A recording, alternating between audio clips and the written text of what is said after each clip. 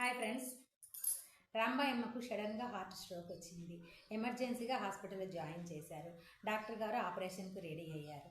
రాంబాయమ్మ నేరుగా దేవుడి దగ్గరికి వెళ్ళి, ఏంటి స్వామి నాకు ఇంత తక్కువ ఆయుష్ ఇచ్చావు, కనీసం 75 సంవత్సరాలు కూడా నిండలేదు కదా అని ఫైట్ చేస్తుంది. లేదు రాంబాయమ్మ, నీ ఆయుష్ 100 సంవత్సరాలు, మా వాళ్ళు తెలియక తీసుకొచ్చారు, కిందికి వెళ్ళి ఇంకా 25 సంవత్సరాల వరకు మీ వాళ్ళతో హ్యాపీగా జీవించు అని వరం ఇచ్చాడు. రాంబాయమ్మ నవ్వుతూ హాస్పిటల్లో ఉన్న ఆపరేషన్ థియేటర్ బల్ల మీదకి వచ్చి పడుకుంది. డాక్టర్ గారు నవ్వుతూ బయటకు వచ్చి ఆపరేషన్ సక్సెస్ అన్నారు. 2 రోజులు డిశ్చార్జ్ చేస్తామని కూడా చెప్పారు. డిశ్చార్జ్ చేసే రోజు ఉదయం రాంబాయమ్మ బ్యూటీ పార్లర్ నుండి బ్యూటీషియన్ తీసుకొచ్చి facial, bleaching, eyebrows, hair style, tummy tucker ఇటువంటి అందానికి సంబంధించిన కార్యక్రమాలను చేయించుకుంది.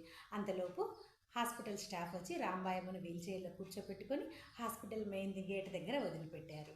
రాంబాయమ్మ వీల్చైర్ దిగి రోడ్డు క్రాస్ చేస్తుండగా లారీ వచ్చి గుద్దింది. అంతే. రాంబాయమ్మ నేరుగా దేవుడి దగ్గరికి వెళ్ళి మళ్ళీ ఫైట్ చేస్తుంది. ఏంటి స్వామి, 2 రోజుల క్రితమే కదా 25 సంవత్సరాల ఆయుష్ పొడిగించాను అని చెప్పావు, మళ్ళీ తీసుకొచ్చావేంటి స్వామి అంటుంది. స్వామి ఇలా చూశాడు. నీ దుంప తెగ నువ్వా? నీ మేకప్ పాడుగాను, నేను ఎవరో అనుకున్నాను, నేను కన్ఫ్యూజ్ అయ్యాను, మా బట్టలు కూడా కన్ఫ్యూజ్ అయ్యారు, ఇంక ఇక్కడే చావు.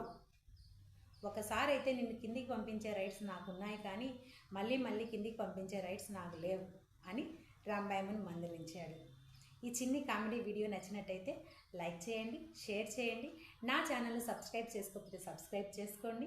మీ అమూల్యమైన అభిప్రాయాన్ని కామెంట్ రూపంలో మెసేజ్ చేయండి. Bye bye.